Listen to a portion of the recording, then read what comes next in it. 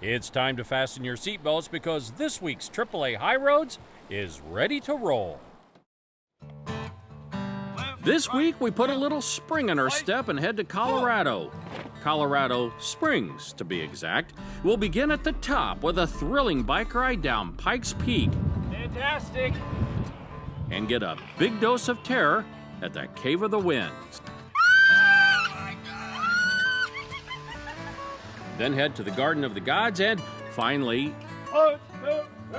we have an incredible visit to the Air Force Academy and the inspiring chapel known the world over. Left, right, left. We've got a good cadence going, so let's get this show 1, 2, 3, 4. marching forward.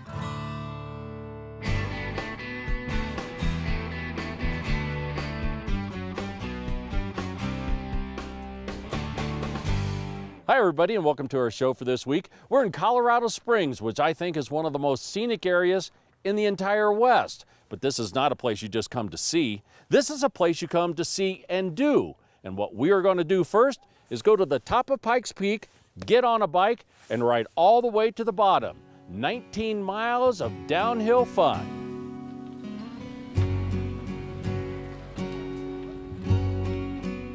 You know you're in for a wild adventure when even the bighorn sheep peek out of the fog to see what's happening, and then get startled at the very idea of taking this plunge on a mountain bike. Yes, indeed, at more than 14,000 feet, the top of Pikes Peak is a long ways up and a long ways down. I wanted to welcome you guys to 14,115 feet above sea level. Nice. We're up here in the clouds today. We're going to be riding through them for a good chunk of the day. And like I said, we got some weather coming, so hopefully we can have a good pace.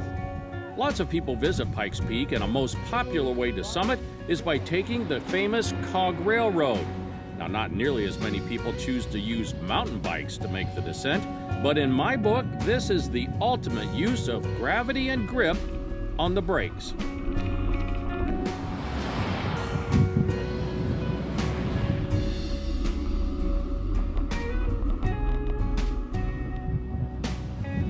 Fantastic! So this spot right here we call the bottomless pit. Aptly named, of course. There's a pretty good drop off here past the rocks, but normally right here you can see all the way to Denver and into Colorado Springs. Right now obviously we got clouds, so we got some nice cloud cover today. It makes it look kind of like there's some snowy hills out there, but it's the clouds. This is what it's all about, not just a great bike ride, but what wonderful views. It is indeed a picture paradise, and I'm taking a lot of pictures. It's a beautiful ride that should be seen from behind the handlebars rather than a steering wheel, and what a sight it is from above as the bikers make their way around these signature switchbacks. Generally, if you can ride a bike well enough, you can come on our tour because it's just down the road. It is nerve-wracking, don't get me wrong, because there are some cliffs and stuff along the side, but we don't have too much difficulty in the ride. It's mostly a simple ride. Simple indeed, and quite honestly, not quite as terrifying as it looks from this camera attached to my handlebars, and with speed sometimes exceeding 20-25 miles an hour, it's one of those adrenaline rushes that are safely enjoyed and worth doing a little bragging about. Probably the biggest surprise of the trip was some pretty tough uphill climbs on this downhill run. Well, you know, we tell you guys that it's mostly downhill. We try to play down the uphill portions because they are difficult, especially up here at altitude. When we're up at the top, that first hard hill we do, we're getting about 65% of the oxygen you get at sea level. So that ends up wearing down on you. And did it ever. So like several riders on our trip, I was 0-2 and out. So walking was a very wise decision. Still in first place. There are several rest stops along this 20-mile journey. Beautiful spots where you should stop and enjoy anyway. And yes, we all finished the ride on our bikes, and it really was a ride for all seasons. As you would see from some of the footage up there, we got where we were in the clouds, then we got where we were coming out of the clouds and it started to rain on us. And now look, I'm wearing shorts, it's beautiful out here, no longer need a hat. We just, the weather just doesn't really stay the same here in Colorado. We'd like to change it as often as we can. Which, as we all know, is one of the things that makes Colorado Such a great place to visit.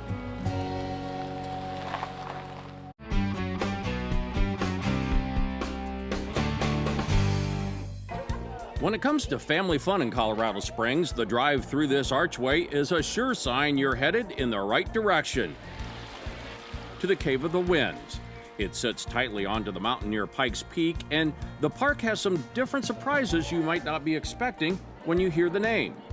Our goal was to have something more to offer than just a cave, because we used to just be a cave tour for everyone to do, which is great. People have a lot of fun with it, but we were trying to get where people can spend the whole day. Consider it mission accomplished. We have lots of different activities for people to do. We have our outdoor attractions, which includes our Windwalker Ropes course, which you can see right over here.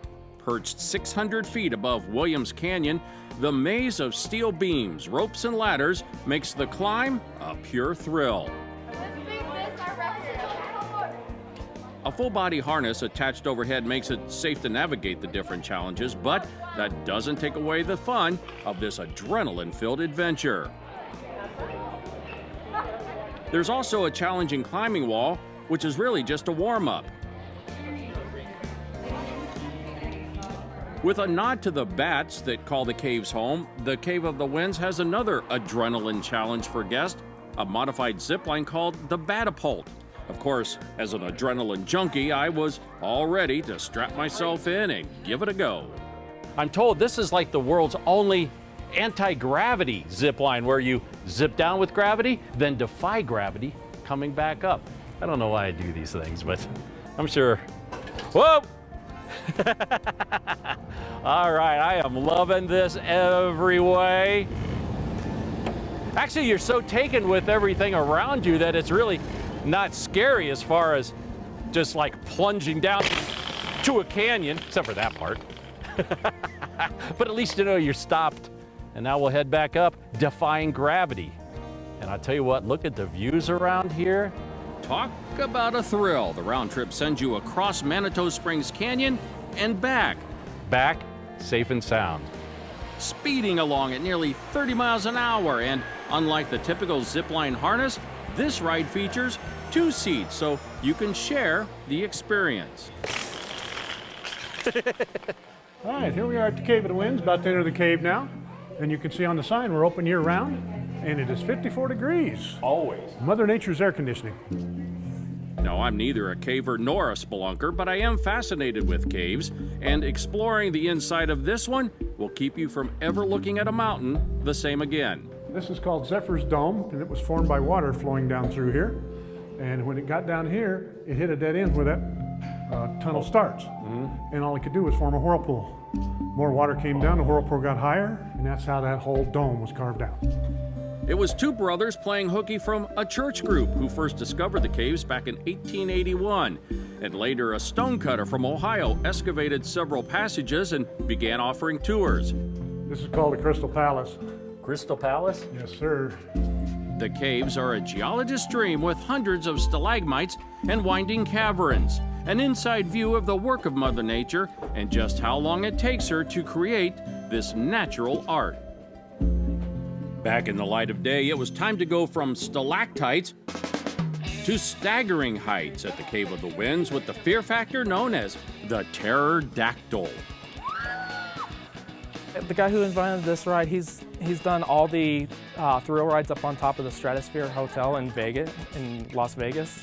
Our ride operator had a wealth of terrifying tips, gave us the lowdown on what to expect when strapped in to the pterodactyl.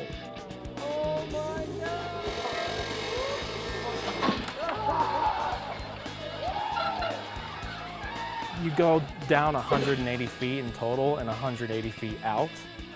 It's really a large drop ride. We'll tilt you over to a 90-degree angle before we drop you. You free fall 150 feet in 1.5 seconds. And on that first swing out, you pull about 3 Gs. Now, I have to admit that I wasn't going to go on this ride, even if I am an adrenaline junkie, but I met up with a couple who did go, and they promised it was everything you would be looking for. Absolutely terrifying. It was? Yeah. It was so worth it though. Yeah, The views. it was exhilarating, but it was fun. Was it worth it? It was worth it. 100%. I'd do it again. And if I'd had the nerve to go the first time, I'd probably do it again too. But what I do know for sure is that you'll rave about the Cave of the Winds and probably keep going back for more.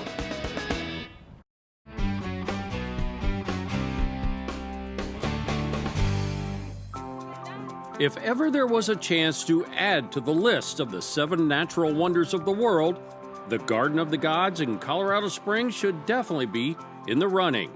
The park is a registered national landmark with towering sandstone formations and the kind of beauty you have to see in person to truly appreciate.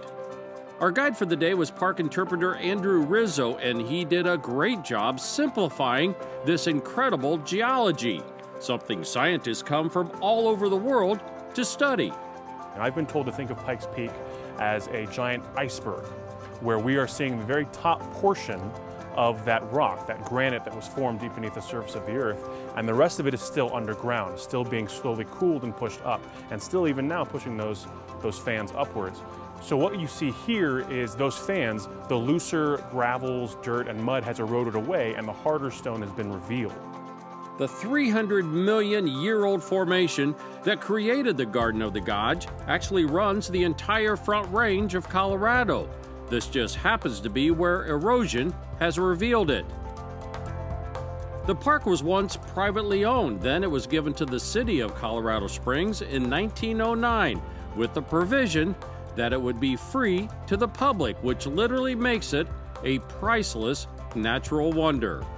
You are seeing 2 kissing camels up there, absolutely, yes. That's one of our most famous rock formations. It is not carved that way. That is natural erosion that has shaped it that way. It's the only rock that is illuminated at night, actually, and so a lot of people will come out here for stargazing because there is so little light, but that is always still lit up. There are 15 miles of trails to explore in the garden on your own, or you can take one of the free guided nature walks. The park also provides colored trail maps, so you don't have to worry about ever getting lost. We also saw a lot of people tooling around on segways, a really fun way to get around. A guide gives you all the information you could want and a training session before you hit the road. But if traveling on 4 wheels is more your style, you can always hop onto a Jeep tour.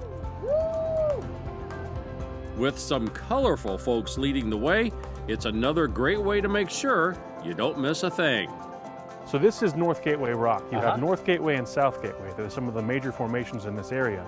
They get their names from the Pikes Peak or Bust gold rush, when gold prospectors would cross through this area to get to the different mining areas. And so they were referred to as the gateway to the Rockies. And so we're at the north end. And while the whole park is picture perfect, a favorite for visitors is Balanced Rock. And as you can see, the chance to show off the strong man in all of us is just a little too hard to resist. Another reason the park is so popular with families is the well-done visitor center. Inside you'll find wall after wall of interactive exhibits that engage and inform all ages with experts on both the plant and animal life found in the area on hand to answer your questions. Touch it. Let's see if you have it. Oh, that's nice. But perhaps the most wow part of the visitor center is the GeoTrekker movie experience. 5 miles down. You'll feel like you stepped into a Star Trek spaceship yourself as you travel through 1 billion years in less than 15 minutes. Didn't feel like it did. It's a great way to either end or begin your trip to the park, and another great stop during your visit to Colorado Springs.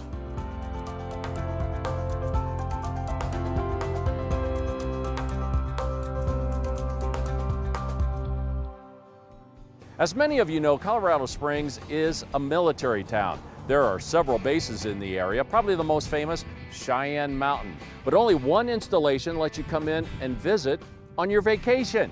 Well, it's a salute to the United States Air Force Academy when we come back. Right flank.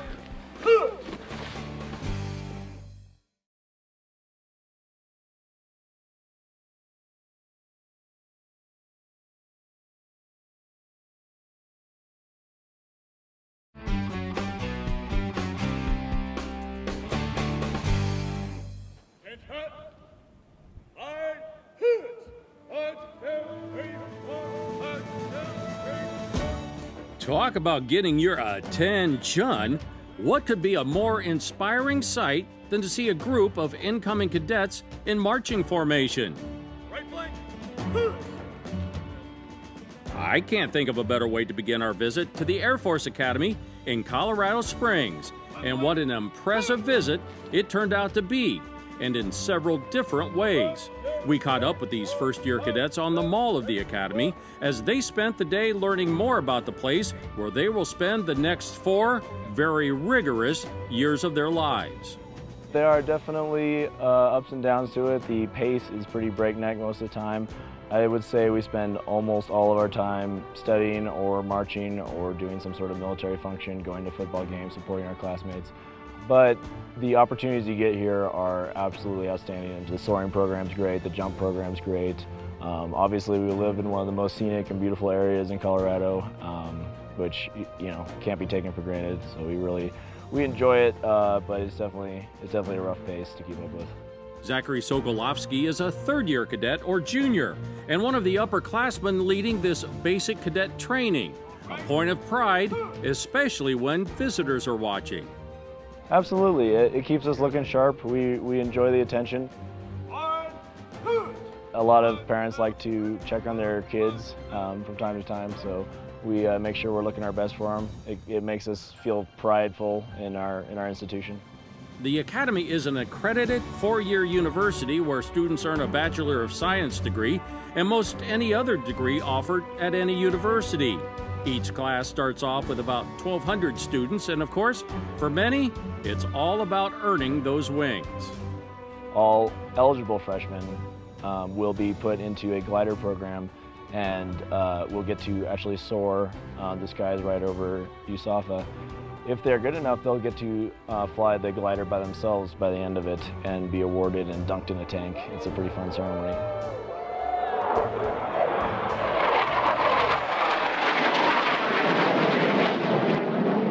Wow, talk about a showstopper. 2 F-16s doing a flyover above the campus chapel, bringing everything to a standstill except the smiles on these very proud cadets. These jets are not from the Academy, but it's not uncommon for Air Force pilots from all over the world to ask permission to fly over the chapel if it's on the way to their destination. The chapel holds a special place here on campus. It was one of the original buildings built in the late 1950s, the creation of a young architect from Chicago. It soars 150 feet into the air with 17 spires and is made of steel, glass, and aluminum. Inside the chapel, even more impressive. And check out the attention to detail.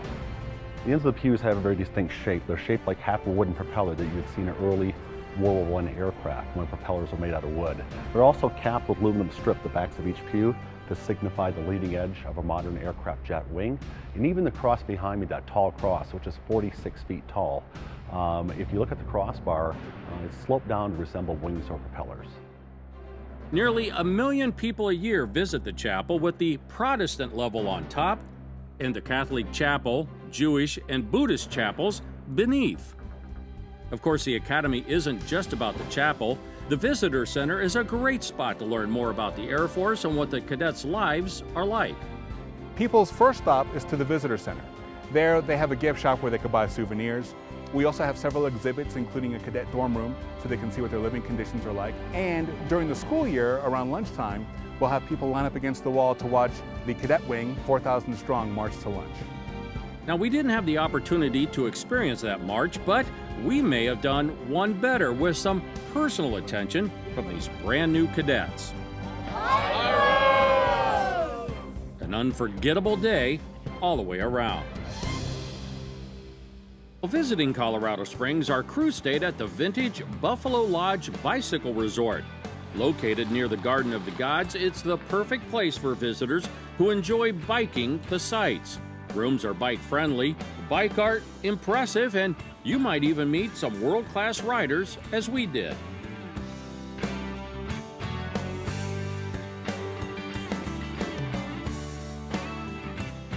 Special promotional consideration for today's show was provided by Holland America Line. And I see the camels are still kissing. Still kissing. They'll be there for a while longer, we think. That's a long kiss. That isn't is it? indeed. I think that's love. All right, let her rip. Oh. Okay. Now let's do it. And it's the batapult. Yeah, it's bad. What did I say? Bath salt. Bath salt.